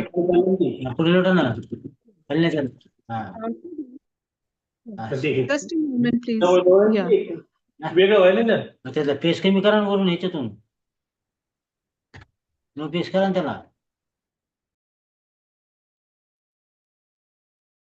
Hello. Yeah, yes, ma'am, you are audible. Right. So, yes, yes. So after that, what will happen? The uniqueness of a student, when you start writing the names of on the blackboard, their uniqueness. After some time, bring your questions in a way so that after some time the names of all the students on the list. That means that, and that makes us understand that a sensitive idea and make us realize that every person, every student has a different uniqueness. They may be good in studies or not good in studies, but academics is the only aspect through which we can judge people. But some people are good in caring for others, some people are good in helping their friends, some people are good in some people are resilient, some people show courage. So there are different qualities and different characteristics through which we can respect people, and for which everybody is unique and everybody is diverse. That is why everybody should be respected, because the whole classroom, whole nation is made up of people, and everybody has something to contribute to kitty. So that idea comes through that. And finally, the fifth step is about all of us examine our biases. We in India, we are brought in certain ways and we are social in certain ways, and we all get biases within ourselves. There are so many kinds of biases. In India, we a long list of biases. Our bias sometimes about the complexion of our skin, of whether we are tall or not, whether we are fat or not, or coming from particular communities or class or region. We are made fun of languages, and so there can be different biases that exist within ourselves. And as teachers, also sometimes uh, we are very much into. We think that we are totally biasless persons, but we are not. So we have examine our biases, and we have to make the students also understand that they should examine that whether they have certain biases or not. We have to make them understand that biases really do not help us in going forward in life. So it's better to drop them and try to think in a critical way, try to think an open-minded way. So when we have done all these five steps, I'm sure that you can make your classroom a very warm and inclusive classroom in which students will understand, respect, and learn to live with each other, which quality will ultimately help them very much when they go out in the and work with other kind of people, other categories, all kinds of people. So I would say that also the classroom is in a democratic country like India. It is very much important that everybody has a space, everybody has a voice, and the voices are listened. Classroom are safe spaces which everybody, whether they are marginalized, whether they are from any community or minority or any kind of socially deprived communities or tribal people, everybody should voice and a space. So that can be safely given in a classroom. And that is why whatever we discuss today is about what teachers can do about making a classroom inclusive. But there are certain duties of the institution, certain duties of the government. Government will make the policies, it will also give the funding, and therefore the government has also will be starting a fund which is called the inclusion funds. Inclusion funds means that the funds which are make an institution inclusive. For example, if you have person with disability who is on chair and your classroom is at the fourth floor, then you cannot as a teacher make the classroom inclusive. You need infrastructure for that. Similarly, for visually impaired or for people who cannot listen, you need certain kind of devices which the institutions provide. So therefore, it is a collective effort to make classrooms inclusive. We need all the efforts, whether they are governmental, whether they are institutional, whether they are from the community. But we are today focused only on what the teachers do, and I am sure that the strategies discussed are very easy and they can be done without a lot of effort and without spending a lot of time. Yes, and I am sure that there will be some takers you can actually deal with in your classroom and make your classrooms inclusive. So I'll stop here. We have 10 minutes to go. So if you can ask me any questions, write the questions. Uh, you can write the questions or the chat. You can just unmute and speak. Yes, you can unmute and speak, please. Also tell me about takeaways. If there are any takeaways that you have taken from this, you will be implementing them in your classroom. You can also about those activities.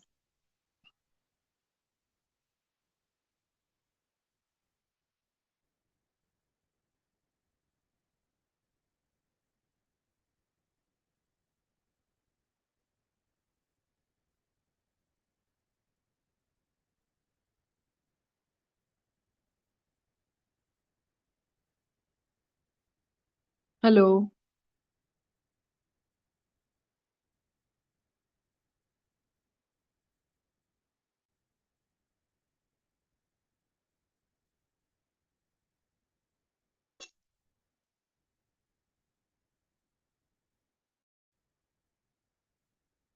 Okay. So coming to the last part of my presentation, I would just like to tell you that if diversity is neither good nor bad, it is there. It is very natural that diverse people be coming to our classroom. And as we discussed earlier, that because of the increasing GER, and even if the GER is not there, because as somebody already argued that we are having, even if we are not having external diversity, for example, if all the people are from the same state or they speak the same language, diversity is there. Even in a one family, people are diverse. Nobody is other person, so there is uniqueness in everybody.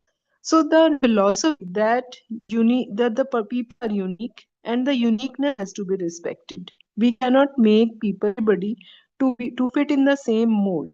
So when people are diverse, what brings novelty in the novelty in the world, and that is because people think in different people bring different ideas on the table. So that's the thing more engaging. And this idea, this philosophy to be trained has to be told to the students. But one of the things we remember that the age group which we deal with, that is from 18 to 23 years of age, they are not children. They are young adults. They are adults, but still not full adults. They are young adults. And young adults guidance and mentoring, but not need preaching, because you must be knowing, aware of this word called andragogy, which is about teaching adults. How adults learn? Do the adults learn like children? Do not learn like children, because to children you tell them things and will not ask you questions that why you are teaching. But when people become adults, when we are adults, the first question that comes to our mind is, how is this relevant to me? Relevance has to be established. Whenever you are teaching classes, the first thing that you have to establish is the relevance of you are doing something. You are teaching, why you are teaching that. When you establish that relevance, the adults will be more ready to to you, and so that kind of maturity has to be brought into this kind of this discourse, the discourse of diversity. It has to be brought with a mature, and the students are to be considered on the same side of the teacher. They are not to be considered not across or less in hierarchy, but they are to be considered as equal adults, maybe young adults, maybe people who are born after us, but not as antique. So in this idea, the spreading this idea of we have to understand that they have to be given autonomy and a development of their critical thinking. We also have students in our classrooms, and mostly when we are teaching in rural areas, in government colleges, we have seen that the students who are coming from very underprivileged. So we sometimes also fall into biases. For language is one of in which we fall. So we have to examine our biases also, and we see that sometimes people who are very good in English, they are fluent in, they are smartly dressed, they go about, they conduct themselves smartly.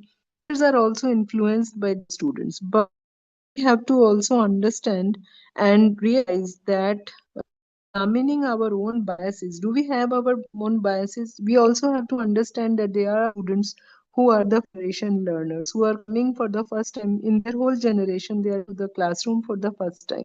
People are coming to study regional languages. So these language is one bias. Bias is also very prevalent, and sometimes we have our own notions about areas, regions, and religions. So do you practice some kind of a bias? Check within yourself and find out it is there, because whether if there is a research which is a biased one, it is of use. But in research there are statistical methods to take out this. Similarly, we are teaching, we have to find out way through which we firstly examine our own biases and weed them out. We take them out consciously. And be a great help students if you can teach them, especially the poor students, if you can teach them the thinking. One of the antidotes of having a biased opinion, having prejudice and biases, to develop a critical thinking stance. So that thing, that's if you can teach your students how to think in a critical manner, that would be greatly helpful to them, to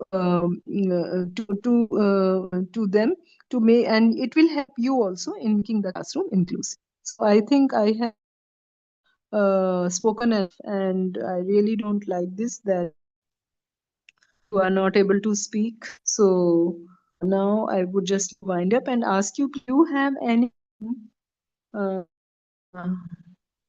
Dr. Rupali, you are asking NEP policy in simple bullet points. Or if you go to the chat, it will give you all points in bullet points. And it is already there, as somebody was already pointing out, that we have so many umpteen number of seminars which went through after these 5 years. We have many YouTube videos also. But suggest to you that you read the policy yourself. 30 pages is not much for a teacher. And 30 pages in simple, there is not at all any jargon or technical thing. But when you will understand. I think as teachers, we need to engage with the policy, because to research it, we want to see it as an employee. We also want it as a citizen. We want to see it as a teacher, and we want to see it as a parent. There are different angles through which you can look at the policy. It will not take much time, but it will really enrich you. Because as I said, we are stuck with the policy, whether it is bad, whether it is the policy is it's implementing. If the implementing is faulty, people who are implementing are at fault. The policy is a lofty one, and it introduces many new ideas, like paradigm shifts are there. The paradigm shift only work if there are people are working at the ground level. So we also have to see that if the policy is not implemented in a proper way, the teachers who are to blame, because teachers have not read the policy, they have not engaged with the policy. So I would say, as a teacher and as an intellectual, I think it is our duty to engage with the ideas that are there in the. Yeah. Any question, please? Please comment some questions. That is good, because otherwise I think that my idea they seem to be futile.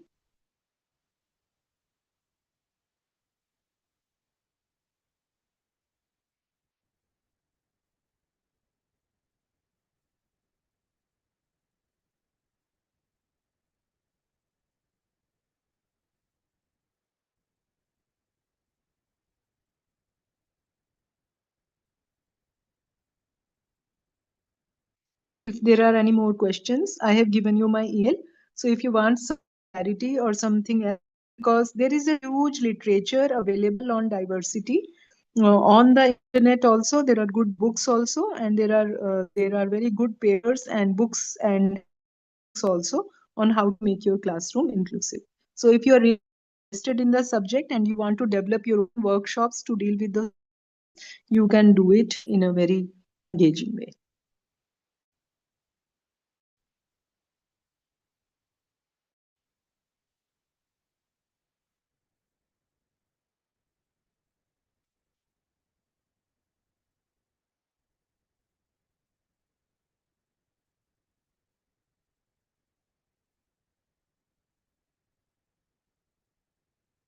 Yeah, thank you for saying thank you, but I would rather like that you give me what are the takeaways of your session. What is the or two things that you are going to implement in your classroom?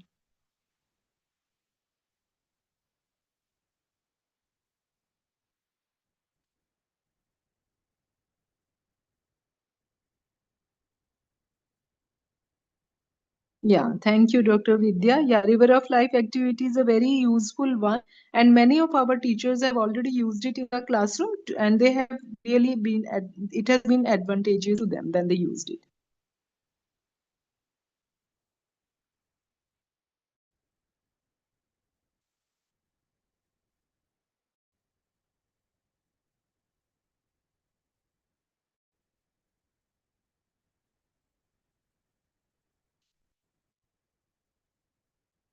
And even the rules of my classroom is also easy to, you can develop your own rules, and you can see that it sets the tone of the whole classroom and brings discipline and seriousness into the classroom.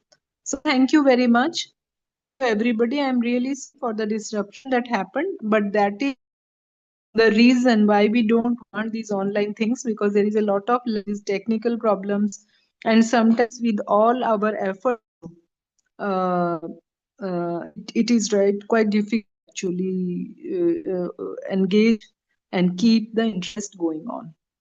But thank you very much that many of you really participated and wrote on the chat and making the session a little more interactive. Yes, Dr. Vasant, you are very right that we have to make our policies accordingly also. Thank you.